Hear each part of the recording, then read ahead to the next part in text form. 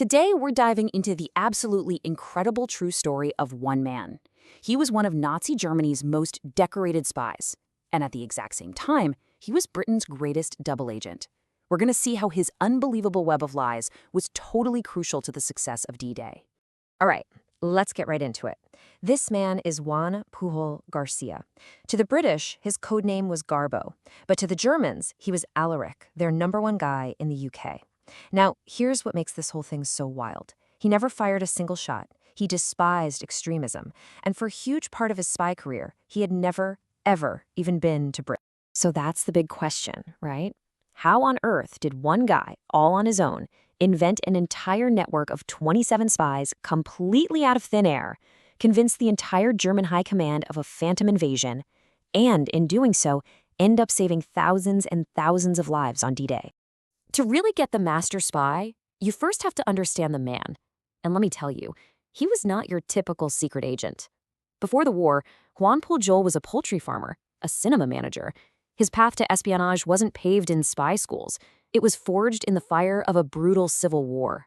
If you really want to know what drove him, you've got to look at what he went through during the Spanish Civil War. Pujol was basically trapped. He was persecuted by the Republicans, then he was thrown in jail by the Nationalists. It left him with this deep, profound hatred for both communism and fascism, and this burning desire to do something, anything, quote, for the good of humanity. So he decided that Britain was the world's best chance against all this extremism. He marches up to the British embassy to offer his services as a spy, and they turned him down, flat. So he tries again. Still no.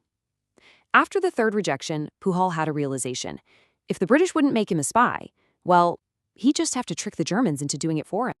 And this is where the story goes from just remarkable to completely unbelievable.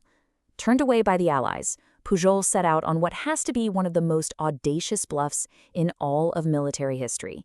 So here was the plan. First, he creates this whole new persona for himself as a fanatically pro-Nazi government official.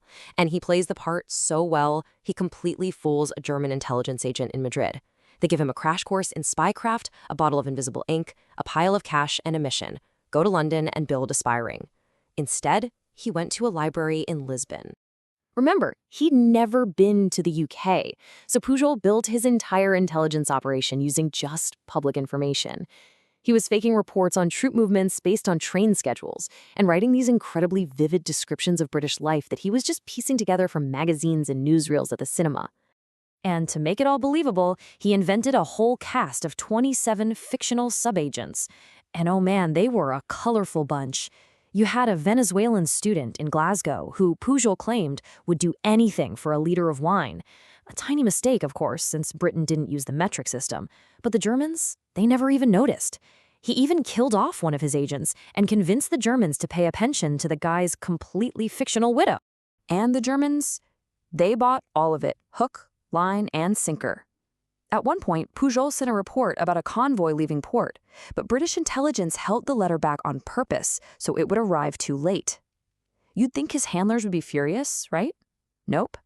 They replied with this message, praising his magnificent work. His credibility was totally solid. And here is the absolute best part, the ultimate irony. Pujol's fake reports, which the British were intercepting, were so detailed and so convincing that MI5 launched a massive, full-scale manhunt for this incredibly effective German spy network. They were hunting a ghost. They were actually hunting their own future star agent. It was only then that they finally realized how valuable this guy was and brought him over to Britain. So once he's officially under British control with the codename Garbo, Pujol is given his most important assignment ever, to become the absolute centerpiece of Operation Fortitude, the grand plan to deceive Hitler about the D-Day landings. The goal of Operation Fortitude was pretty simple, really. Convince the Germans that the main Allied invasion was going to happen at the Pas de Calais, which is the shortest point across the Channel, and that the Normandy landings, that was just a diversion. This meant a huge physical deception with things like inflatable tanks and fake radio chatter, but the real key, the linchpin, was selling the lie through a trusted human source. Okay, let's just walk through this timeline because it is a masterclass in manipulation. First, Garbo sends a message warning about the Normandy invasion, but it's timed to arrive hours after the landings have already started. This makes him look both super credible and tragically unlucky. Then, 3 days after D-Day, he sends his masterpiece, a report from his network confirming that, yep, Normandy is just a feint, the real, much bigger invasion force is still waiting in southeast England, getting ready to hit Calais. And the impact of this incredible lie? Well, this one number says it all. Because Hitler and his generals believed Garbo, they kept 2 armored divisions and 19 infantry divisions sitting in the Pas de Calais, waiting for an attack that was never ever going to come. Those troops could have completely changed the outcome in Normandy, but they were held back by a phantom army created in the mind of just one man. So, after the huge success of D-Day, Garbo's job was pretty much done, but his story, it still had one more extraordinary chapter to go. You just can't make this stuff up. On July 29, 1944, the Germans awarded Pujol the Iron Cross for his amazing service, an honor that needed Hitler's personal sign-off. Then, just a few months later, King George VI made him a member of the Order of the British Empire. He is one of the only people in history to be decorated by both sides in World War II. And the Germans didn't just give him medals. Over the course of the war, they paid him a grand total of $340,000 to fund his network of 27 agents who, didn't exist. That's more than $6 million in today's money. After the war, Pujol was terrified of reprisals. He was worried that surviving Nazis might figure out they'd been had. So MI5 helped him vanish.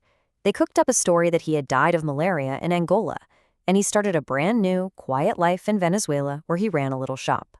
For almost 40 years, the world just assumed Garbo was dead. But a historian named Nigel West was fascinated by his story and just refused to let it go. And in 1984, he finally found him.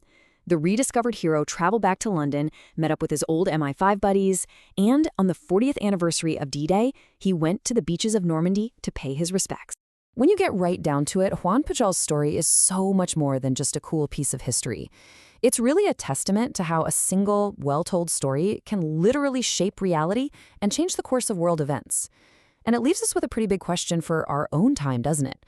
If one man with a tourist map and a train schedule could pull off a deception on this scale, what does that teach us about the power and maybe the danger of information in the world we live in today?